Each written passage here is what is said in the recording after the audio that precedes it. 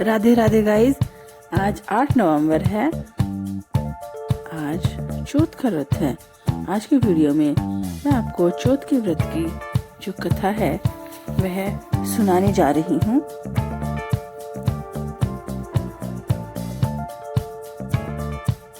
आज चौथ का व्रत 7:33 से प्रारंभ हो जाएगा,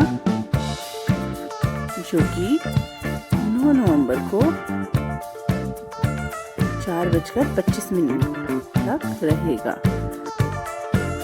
उदय तिथि के अनुसार आज ही चौथ का व्रत किया जाएगा और रात्रि में चंद्रदेव के दर्शन 8:21 पर होंगे। वैसे अलग अलग स्थानों पर चंद्रोदय का समय अलग अलग रहेगा। इस दिन हमें प्रातःकालीन जल्दी उठकर स्नान आदि से निवृत्त होकर भगवान की पूजा करनी चाहिए, गणपति जी की स्थापना करनी चाहिए, उनको लाल पुष्प दुआ आदि अर्पित करनी चाहिए, मोदक चढ़ाने चाहिए और चौथ माता की पूजा करनी चाहिए और उनकी कथा हमें सुननी चाहिए। इस दिन गणेश चालीसा पढ़ने से भी बहुत ही पुण्य की प्राप्ति होती है और गणपति जी हमसे प्रसन्न होते हैं। चलिए अब आपको कथा सुनाते हैं। पार्वती जी ने गणपति जी से पूछा कि चौथ के दिन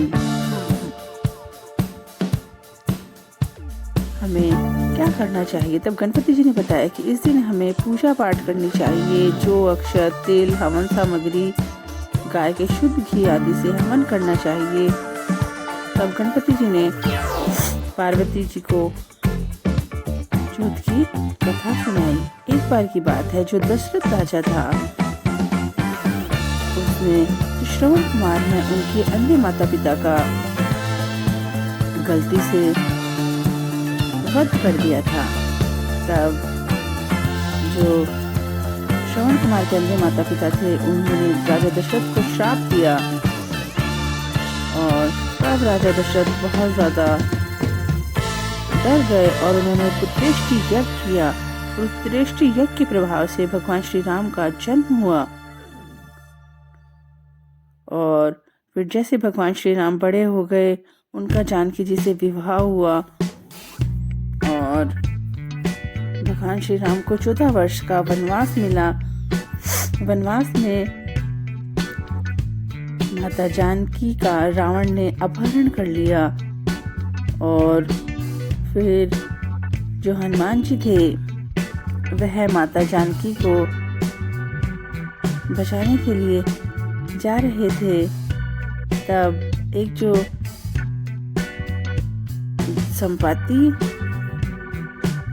राजा थे, उन्होंने कहा कि आपको यह समुद्र पार करना होगा। तब हनुमान जी ने कहा, मैं यह समुद्र कैसे पार कर सकता हूँ। तब उन्होंने कहा कि आप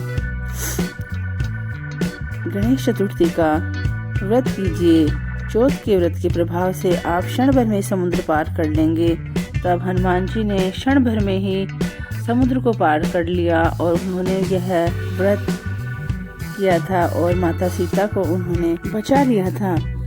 यह जो व्रत है यह बहुत ही प्रभावशाली व्रत है।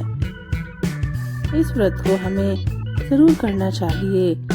इससे गणपति जी हमारी सभी मनोकामनाएं पूर्ण करते हैं और हमें इस कथा का श्रवण भी जरूर करना चाहिए। भगवान श्री कृष्ण ने युधिष्ठिर को भी अपने संवाद में कहा कि तुम्हें भी यह व्रत करना चाहिए।